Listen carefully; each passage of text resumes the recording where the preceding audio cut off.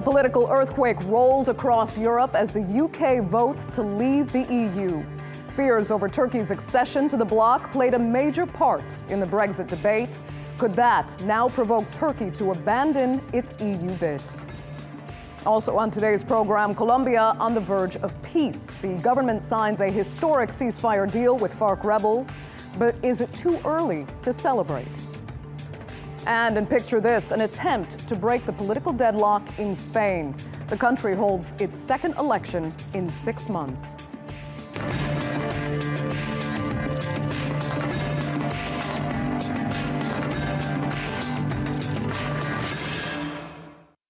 Hello and welcome to the Newsmakers with me, Andrea Sankey. The result from the UK referendum has stunned the world, and its reverberations continue to rattle markets and governments across the globe. Now, immigration played a big part in swaying EU voters to leave the EU, and among the facts and fears employed by the Leave campaign was Turkey's indeterminate accession to the European Union. It claimed Turkey would soon join the bloc, resulting in millions of Turks flooding into the UK visa-free. The scaremongering put Prime Minister David Cameron on the back foot, telling voters Turkey was so far off joining the EU that the debate would really only matter in the year 3000. Now, the war of words between the camps didn't go unnoticed in the offices of Ankara, and President Erdogan warned Turkey might just abandon its EU bid altogether. Our newsmaker today is Brexit, as we ask how Turkey's EU ambitions could be derailed by the result.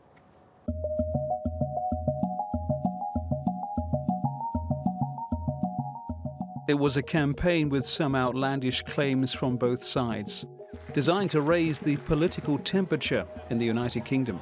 Our sovereignty for me belongs to the people. We think it is irresponsible to have an open door. They're performing an economic con trick on the British people. At the moment, we have no control over our borders. The aim seemed to be to instill fear, to instigate worry, notably the claim from the Leave campaign that Turkey would soon be joining the European Union. The idea was raised as a scare tactic, as a negative, as if the whole of Turkey would decamp to the United Kingdom overnight. It caused some disquiet and some unease, notably in areas like this. We're in Haringey. This is Green Lanes. It's an area that's been home to Turkish people for many years. Britain already accept too many peoples. Why they should scare from Turkey? Why they shouldn't accept? I believe they accept. Turkey still needs time for that coming in because, and then come to join to Europe. Not now. No.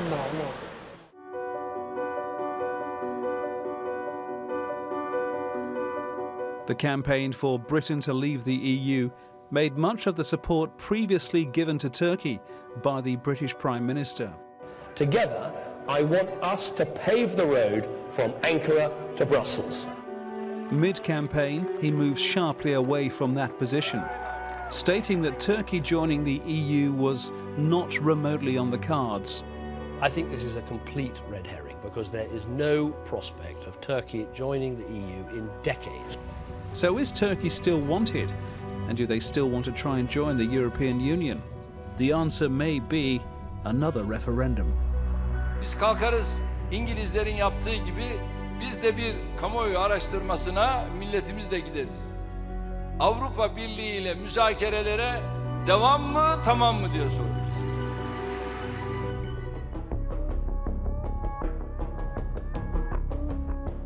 In a short space of time, so much has changed. Britain appears unsure how to leave the EU, while the European Union is unclear as to when this will happen. The result of the referendum in the United Kingdom means that Turkey has lost a major ally with regards EU accession. According to the Turkish Deputy Prime Minister, the European Union disintegration has started. If the British vote to leave fires up nationalist movements in other major European nations, the question will need to be asked. What sort of European Union will exist in a few years' time? And will Turkey still want to be part of it? Francis Collins, The Newsmakers, London. Joining me now in the studio to discuss the impact of Brexit on Turkey-EU relations is Gulnur Aybet. She is director of the Center for Security Studies at Bahçeşehir University. And in Brussels is Samuel Doveri Vesterbye. He is director of the European Neighborhood Council. Thanks both so much for joining us. Let me just begin in the studio. Gulnur, where does Turkey's EU bid and all the energy spent so far in accession talks stand now? It all depends as how soon Britain's position vis-à-vis the EU is going to be clarified. I think this is not just crucial just only for Turkey, but also for the UK and the rest of the EU. Britain has voted to leave, but it hasn't triggered Article 50 yet. The EU officials have said in their first statement they actually prefer Britain to leave as soon as possible. But European leaders like Angela Merkel have got a different point of view. They don't want to rush things. They want to go through some serious negotiations whereby Britain's special status vis-à-vis the EU will be negotiated. And Boris Johnson this morning wrote a very historic article in the Telegraph explaining what's likely to happen. And from that article, we can see that he's envisaging a model not unlike the Norwegian or the Swiss models with regards to relations with the EU. So if that becomes clarified as soon as possible, then I think that will also put a breather on where we go next with Turkey-EU. Okay. Because if Britain's trade relations remain with the EU, then Turkish-UK relations will continue the same as usual. And there may even be opportunities for Turkey in those trade relations. Yes. We'll try and get to that in a second. But Samuel, first let me ask you, do you think Turkey should abandon its bid to join the EU as has been threatened? No, I don't think so. And I don't think that's realistically their goal either at the moment. I think some of this kind of turmoil which has happened over the last week, especially with the Brexit, obviously will have an impact on how Turkish politicians see the EU-Turkey relation, but that doesn't necessarily mean that they're going to abandon ship. It doesn't mean either that they will cancel visa liberalization tomorrow. And just to clarify in relation to the referendum which was proposed, I assume we're going to talk a little bit more about that afterwards, but that is also something which is up for debate. It's not certain at all. And if it occurs, then there's still a vote that has to be done. Gulnur, let me ask you, though, speaking as a Turkish citizen yourself, do Turks want to join the European Union? How important is this issue for the average person here? I think time and time again, when we've seen different polls about this, generally speaking, the majority are very disappointed with the EU and how long the talks have dragged on with. Again, I think a significant majority probably feel that they will never get into the EU. But at the same time, the same kind of majority also feel that they have to carry on with this process. And they would really like to join, regardless of how disappointed they are. But as the EU, if the EU starts to unravel as a result of Brexit and more right-wing parties across Europe also call for leaving, and immigration becomes another issue, Islamophobia becomes another issue that's really highlighted and actually moves away from the real issue here, which is about EU reform, which is exactly what happened with the UK referendum, then we're likely to see people here getting more and more disenchanted with the EU. And then I think you'll get a swing, and if there is a referendum coming in Turkey, there'll be a swing in favor to actually end the talks, because then people will be wondering what kind of an EU they'll be joining in the future. Well, let's cast our minds back quickly, first to 2005, when UK leaders actually celebrated the launch of Turkey's accession talks. Jack Straw actually hugged his Turkish counterpart, then Foreign Minister Abdullah Gül, for the cameras. Then comes 2007, 2008, and Germany's ruling party, led by none other than Angela Merkel, actually made a move to have the EU's Christian roots, as they called it, enshrined in the EU treaty itself, and straight out said Turkey's accession would simply overwhelm the European Union. It's not even possible. Then the refugee crisis kicks off. Suddenly, everything Turkey is back on the agenda, and even in Germany, it seemed a real possibility. If Turkey could survive that kind of, if I can call it a slap in the face from the EU, claiming that Turkey was not welcome only in 2008 because it's a Christian club, Turkey can probably get over this today, too, can they not? Samuel, let me start with you. Yeah, I think they can, of course. I mean, I think Turkey has developed greatly since then. So there are some changes. I mean, Turkey is a bigger country. It's in terms of economy, it's a country that's had a quite expansive foreign policy and developed new ties and severed ties with other countries. So things have changed since 2008. But at the same time, I don't think that the core pillars of EU-Turkey relations, which are purely geopolitical at the end of the day, at least at the moment, they're based on energy, they're based on defense, they're based on trade. These things haven't really changed. And that's why if you go around to most foreign offices in the EU, you'll see that the answer remains the same, that Turkey-EU relations are important. And when you go around and asking politicians, well, then it fluctuates depending on which electorate is present. So that's always what happens, really. Go ahead, Gulnur. Yes, I totally agree with that. I think, some of the more realpolitik issues that are on the table aren't going to go away. And as long as there are common interests on both sides, then they'll continue with this relationship. But the EU also has to decide. I mean, they've been so ambivalent. You just mentioned, first it's a Christian club, then they embrace Turkey, then it can't join until 3000, which was actually played for UK domestic audiences at the height of the referendum. So I think it's kind of irrelevant. But the whole point is that the whole concept of European Union itself has gone through so many ups and downs when we look at across all the treaties, from let's have a constitution to let's not have a constitution, that the EU has to decide what kind of a union it is. And also, it can't be a Christian club because it has so many millions of Muslims who are EU citizens as well. So when you look at it from that point of view, I think, it has to move away from that rhetoric. But then you also see that EU countries are playing up to their domestic audiences. And with the rise of the right, they will probably bring back their own European values, Christian values, back into the discourse at some point, which will again dilute what kind of a union this is supposed to be. But I think Turkey-EU relations will continue in terms of a strategic partnership with regards to particular issues on trade, the refugee crisis. I think the refugee deal will not be hampered by what's happened with Brexit, because as long as both sides, fulfill their parts, there are some disagreements, but I believe they're fine-tuning some of those. As long as there are common interests, this will endure. But then I think, populism is another thing we have to watch out very carefully, because as leaders, European leaders particularly, play out to their domestic audiences, words are very powerful, and then they have obviously impact on domestic audiences here. So that's obviously going to impact the future of relations too. I think a major issue is, of course, populism, and populism is not just reserved to France, UK, Germany, but also to Turkey. And that's the danger of this other referendum which might come up. And I think another important aspect is to remember that we are pooled together with common interest.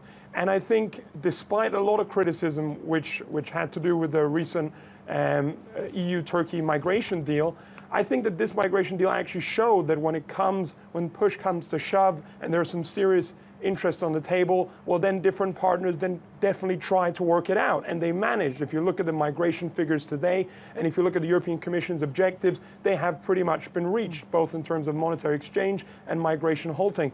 On the other hand, what isn't being controlled, let's say, or what isn't being taken care of is not necessarily just populism, but the response to populism in European and Turkish electoral circles. What does that mean? That means politicians are caving in to electoral demands, which are turning out to be more and more irrational, more and more erratic, and they're playing they're playing a dangerous game. Let's say they're on the line, on the edge.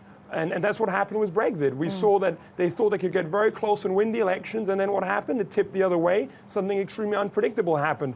I wouldn't wish it upon anyone else. Right. And what's so frustrating about this, especially covering this as a journalist, as we try to predict what might happen, we have to recognize that leaders across this scenario have constantly contradicted themselves.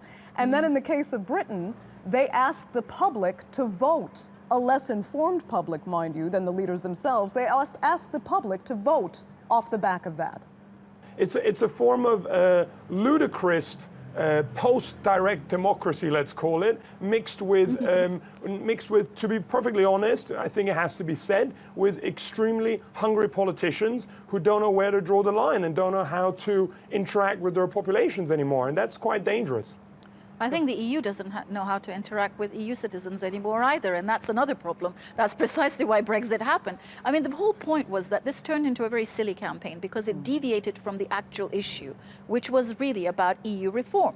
a lot of people who voted for Brexit initially were thinking of voting for Brexit because they want to see some reform in the EU or negotiate a special arrangement for Britain, because this situation was no longer tenable, as that's how people saw it in Britain. But then the whole issue got hijacked with migration, with immigration, with Islamophobia, with the scaremongering about Turkey joining. And these were really such marginal issues to the real issue. When you look at the UKIP base, I mean, it's actually a very small base.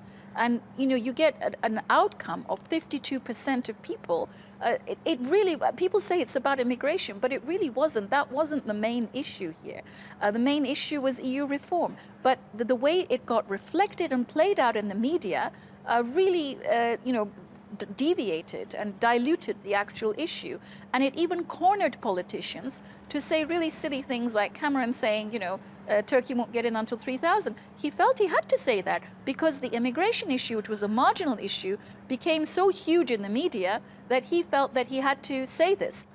Yeah, I mean, I guess all I can say is that at the moment, it looks quite grim. But as I mentioned before, there are certain fundamental values, core interests, and ties that have served as glue between Turkey and the EU for so long, which simply won't disappear. Now the ball is in the court of the politicians to make sure that they don't mess up in terms of trying to make more referendums and so forth. And finally, I think visa liberalization will come back on the map. We'll probably see more of it in October, September. I hear rumors about it here in Brussels all the time, and I expect to see much more of that, which could turn the tide. Okay, Samuel Vesterbye, thank you so much for joining us. Gulnur, Aybet as well on the Newsmakers.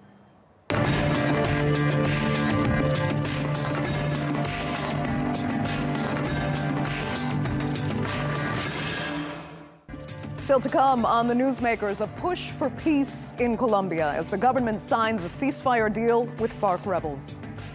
And in Picture This, Spain's ruling party wins the most seats in the general election, but can Mariano Rajoy muster enough support to form a government? Now, over 5 decades, an insurgency in Colombia has left more than 200,000 people dead and seen millions internally displaced. Now the country is on the verge of a historic breakthrough. In Havana on Friday, the Colombian government and Farc rebels put pen to paper and signed a ceasefire deal.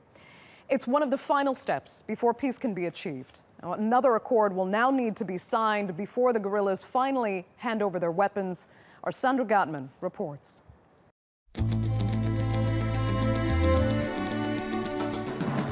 Peace seems close at last for Colombians who've lived through 5 decades of violence. The announcement of a ceasefire between the government and Farc rebels spells the end of a conflict that's claimed more than 220,000 lives and forced the displacement of millions. No solamente se acordó el fin de las confrontaciones, con un cese al fuego y hostilidades bilateral y definitivo, sino que también se definió un cronograma preciso para que las Farc dejen las armas para siempre. Supporters are calling the truce a milestone in the difficult 3-year-long talks to disarm Colombia's oldest guerrilla group. But critics say President Juan Manuel Santos is trying to distract people from the country's economic problems and his own political unpopularity. And many people worry about the threat of other armed groups like the ELN and criminal gangs. Already, a March deadline to sign a deal was missed, but both sides say they've made a lot of progress since then. The mechanics have largely been agreed. An estimated 7,000 Farc foot soldiers and commanders are expected to move into so-called concentration zones spread across the country. They're expected to disarm within 180 days of a final deal, a process the United Nations will oversee. Hundreds of child soldiers will also be released. Some Farc soldiers will also be able to avoid prison time in exchange for community service if they confess to their crimes. For the Farc, their biggest gain is an agreement on agrarian reform to redistribute land and invest in rural areas.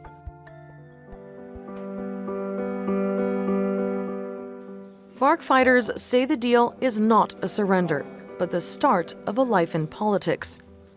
And that's been the criticism of many Colombians, including the opposition leader. La palabra paz queda con la aceptación de que los responsables de delitos de lesa humanidad como secuestro, carros bomba, reclutamiento de niños y violación de niñas no vayan un solo día a la cárcel y puedan ser elegidos a posiciones públicas. That distrust is casting doubt on whether the Colombian people will back the final deal in an eventual referendum. Even if the deal succeeds, real peace will be a work in progress as old enemies adjust to living side by side. Sandra Gatman, The Newsmakers. Well, joining me now to discuss whether this could be the ceasefire that finally ends the decades-long Colombian conflict is Arthur Dhont. He is a senior Latin America analyst at IHS Country Risk. Arthur, thanks so much for joining us. Do you think Colombians should finally be celebrating? I think it's a historic agreement, and it cements the gains that we've seen over the last year and a half in terms of the peace process. There's certainly cause for celebration if the ceasefire is implemented. We believe it will be. I think a final agreement on the last remaining point on implementation should be signed relatively soon.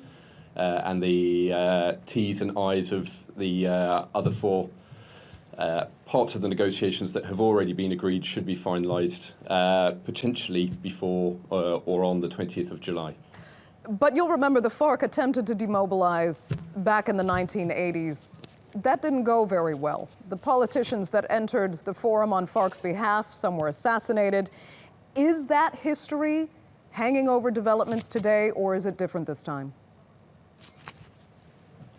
It's one of the major reasons why it took so long to agree on this particular part of the peace process on the demobilization phase.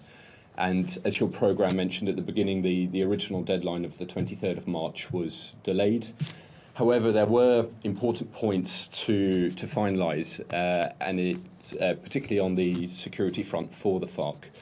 As you've just mentioned, the last time the FARC tried this properly, the political group that came out of those negotiations, called Unión Patriótica, lost around 3,000 of its members to political assassinations. So the FARC were very concerned that something like that would be repeated. Part of the demobilization agreement puts in specific measures to ensure the protection of the FARC by the state, and that has gone some way to alleviating those fears from the FARC.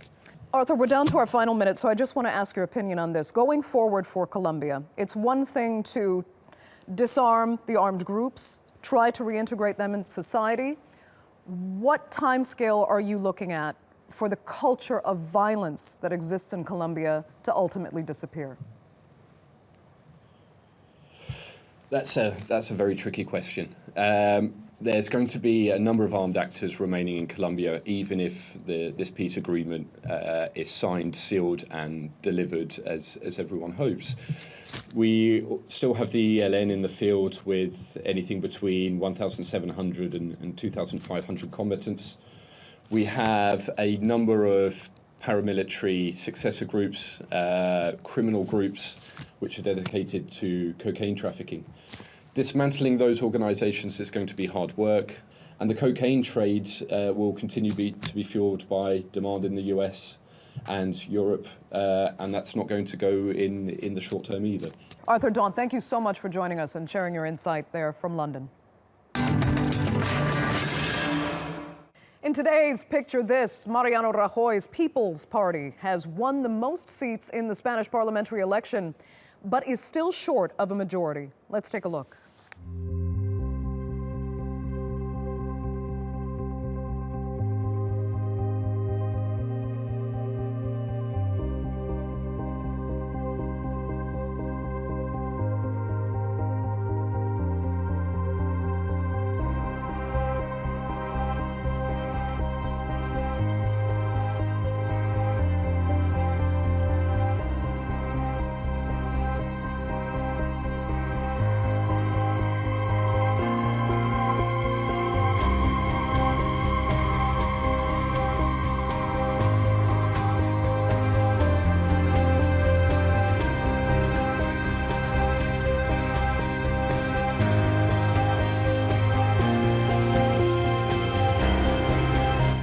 reclamamos el derecho a gobernar precisamente porque hemos ganado las elecciones.